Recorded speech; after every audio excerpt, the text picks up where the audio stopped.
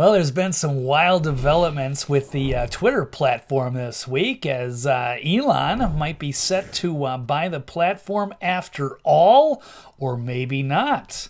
So let's dig into this one. Now, Twitter court documents reveal that Elon Musk's ex-wife texted him to please do something to fight the wokeism. Yeah, a lot of people, myself included, are really sick of the way that Twitter is being run and what it's turned into these days as it is. It's the woke cultist leftists who are dominating as they censor their opposition. It's kind of cheating. It's not fair. It's really not fun like it used to be, but they like to keep things as it is, and so they feel threatened in a certain way. So Elon has volunteered to say, hey, why don't I just buy it?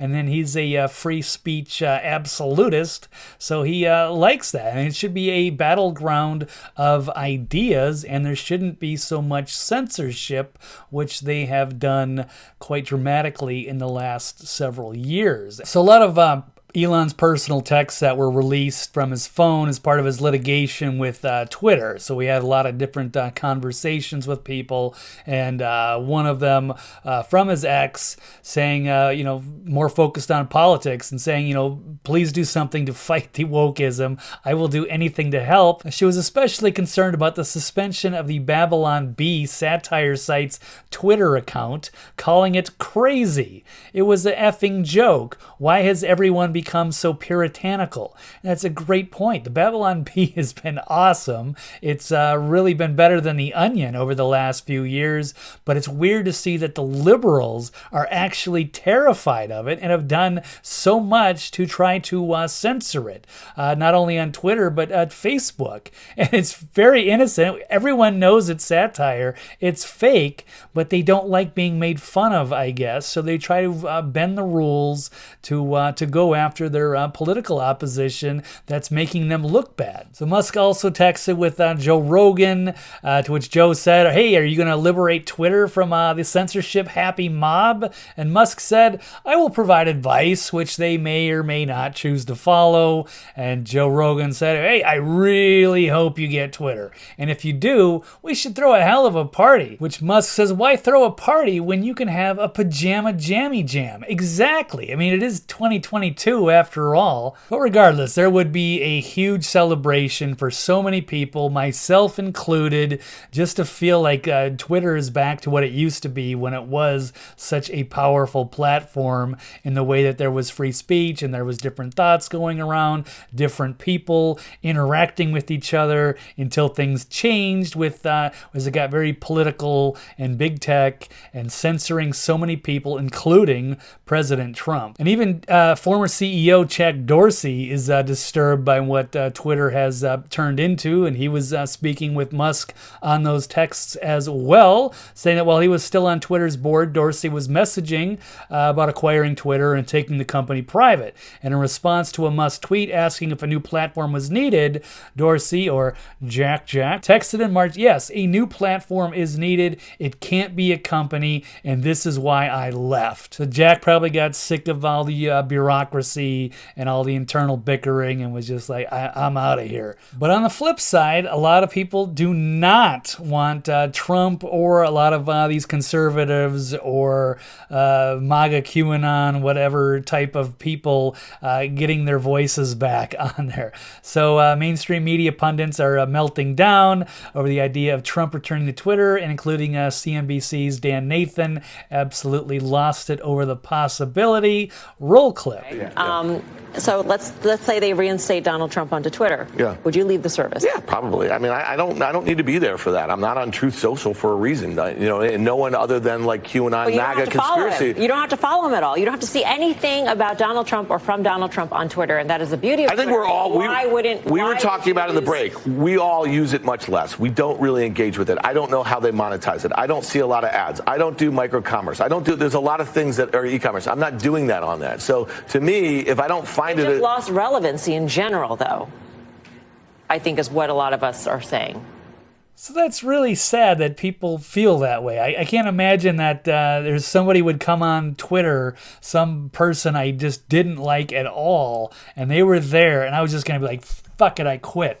When it's obvious, you can just block somebody. You don't have to follow in those circles. You don't have to use it for political reasons if you don't want to, and you can just tune people out. You mute them, block them, whatever. You can live in your little safe space in your bubble and believe whatever you want to and stay away from all the mean tweets that are going to offend you, I guess. But he's kind of one of those like thin-skinned people that's so afraid that people are going to respond or troll him. But even a lot of people, you can control if people can reply or not. You can have a chosen selection so that way you don't get trolled. It's sad that Americans would actually be threatened by somebody else's free speech. But here we are. And as Becker News is pointing out, Twitter's buyout from Elon can't come soon enough. Let the collective left-wing meltdowns begin. But hold on now, because things have changed a lot. It's a roller coaster week, and Steve Bannon has revealed that Twitter's demands from Elon and why Musk told Twitter to pound sand. So they are going to renegotiate this whole thing. It's not going to go as people were hoping for, just doing the old deal. Yeah, maybe Elon would have to pay more to get it, but at least it would get done, and we can have our platform and make it fun again. But Steve Bannon has pointed out that he's been informed by reliable sources that Twitter had offered Elon a price cut in exchange for his commitment to a couple of different conditions. Now, they came back and said, hey, we'll actually knock a couple of $1 billion off that price, but you got to commit to a couple of things. And these conditions were, number one, that Trump and other conservatives that were already banned should not be reinstated. And that, two, the same management team will continue to be employed. So knocking off a couple of $1 billion. So that's quite the bombshell development. So they actually expect that Elon's just going to be cutting a couple billion back, and he's just going to say, hey, you know what, guys? Well, we have Twitter now, but I'm just going to keep Trump off, and some of these other conservatives, they said a lot of bad things. I mean, can you imagine the PR and the stupidity that would come out of that had he taken a couple of $1 billion off the top there? So really sad and spiteful and pathetic. They're doing this, these weasels trying to keep their job, making little deals in the back room. It's just sickening, and that's why these people need to go. Twitter should be making tons of money, but it's so poorly managed because they're not really caring about the free speech. They just want to control the information. Fortunately, Elon basically told Twitter to go pound sand when presented with the two demands. So that is now holding this up because they thought the deal might be done by the end of the week, but things have changed. Twitter came back and said, hey, we'll actually knock a couple of $1 billion off the price if you commit to two things. Number one, not let Trump and the conservatives back on Twitter that we've already banned, right? Number two, if you allow the management team to stay. And my understanding is that Elon Musk was not prepared to do either one and said, no. The deal's a deal. And here you see the cover story. Representatives of Elon Musk and Twitter held unsuccessful talks about a possible price cut. Now, he should get a price cut because there's so many bots on the platform that they're not real users, so he's overpaying dramatically. But there is so much potential there that it's still probably worth the price at some point, but it should have been a discount. So they're at odds, but now we're finding out the real story of what's going on behind the scenes.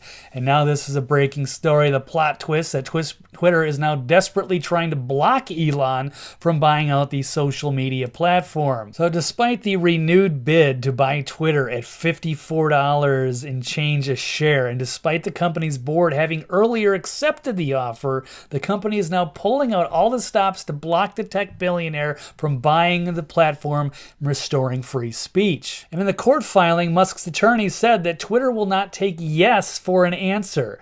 Astonishingly, they have insisted on proceeding with this litigation, recklessly putting the deal at risk and gambling with their stockholders' interests. Now, Twitter obviously is reluctant to turn over the platform to a tech billionaire who has pledged to restore free speech and a fair marketplace of ideas, because it's the last thing the Democratic Party wants, and it would surprise absolutely no one if a little birdie told them to squash the deal. Because now that they've had time to think about it, even though they're getting paid more than it's worth, the most important thing for them is controlling the flow of information. Twitter was guilty of, censoring the New York Post for putting out stories about Hunter Biden's laptop, which turned out to be true, but they wanted to bury it as Russian disinformation. And in one sense, you could say that they swung the election. They interfered. And they want to continue to be able to do whatever they want. As long as they got bots and they can support their blue check marks,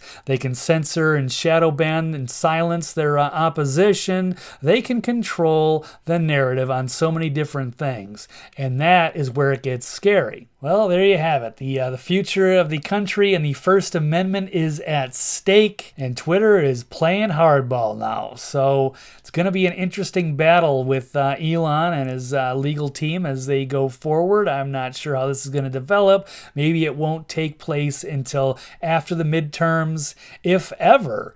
So unless maybe the stockholders chime in, there's a lot of different ways, I guess, that this could unfold. But it would just be nice to see free speech returned in America as it should be. And I'm hoping Elon can still do this deal at some point. So it's a battle for information and the First Amendment in America on the greatest social media platform, with all kinds of news, thoughts, information at the very nanosecond. But right now, it is being poorly mismanaged and controlled. So hopefully a deal will get worked out, and people can get back to the glory that it was, and it reaches the potential that it should. So we'll see, but thank you for listening, and we'll catch you next time.